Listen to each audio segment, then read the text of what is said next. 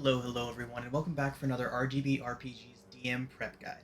Today we're taking a look at session 16 of our Candlekeep Mysteries campaign, and as always there's going to be a lot of spoilers ahead, so if you are a player or plan on being a player in Candlekeep Mysteries, go ahead and click away. Specific spoilers for Book of Cylinders adventure today.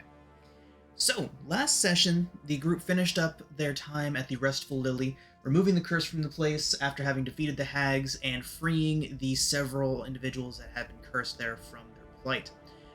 They did lose a couple party members there, one to a death who was brought back changed, and another who stayed behind as payment for the goddess of the temple bringing back their other friend. So, we have one brand new player joining us, and then another that is essentially brand new to the group. So, we have Rigel there, and then Releve stayed behind at the Restful Lily and has been replaced by Brayla, another character from the same player.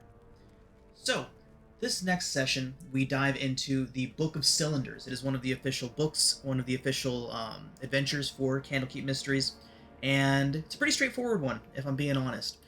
Definitely doable in one session. It'll probably take us a little bit longer because we like to kind of spend a little bit longer on little sections and RP things and things like that, but maybe a session and a half of this adventure, but it could certainly be done in one adventure.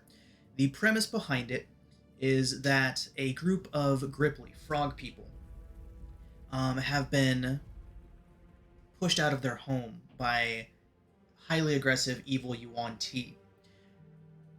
We meet with the group.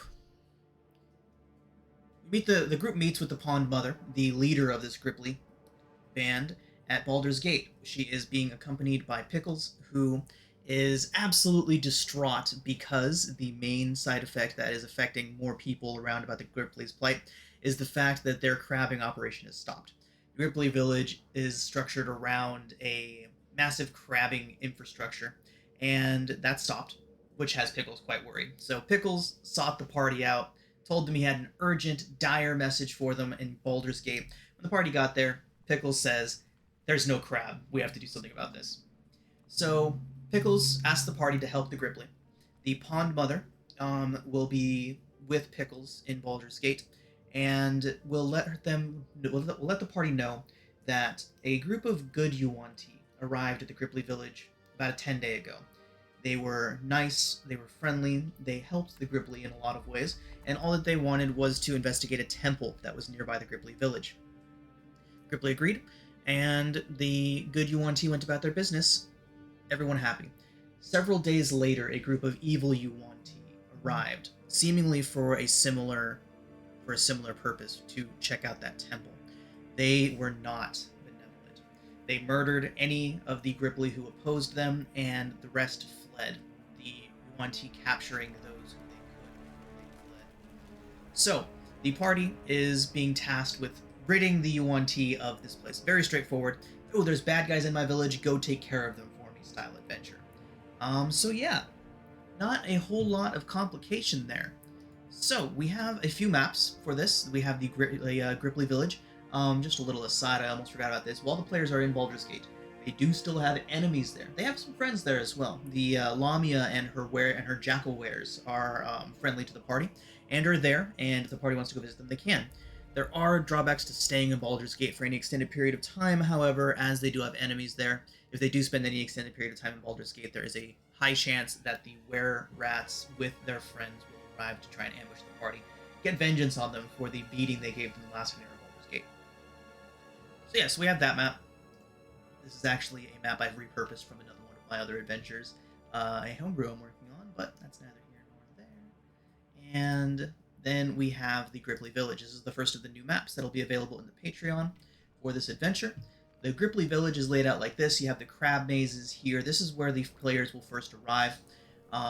The overland approach being fraught with danger, and they have Pickles and his ship, so why not get right up to the crab maze? So yeah, lots of cool things there. The players, if they are not stealthy enough while in the crab maze, will attract the attention of, you guessed it, giant crabs. If they can get through that without causing too much of a commotion, they can get past the breakwater here without getting noticed. If they do make a lot of commotion, there are Yuan Ti waiting for the party when they first arrive here. Now, the only real place of big interest in this particular section is the Pond Mother's home.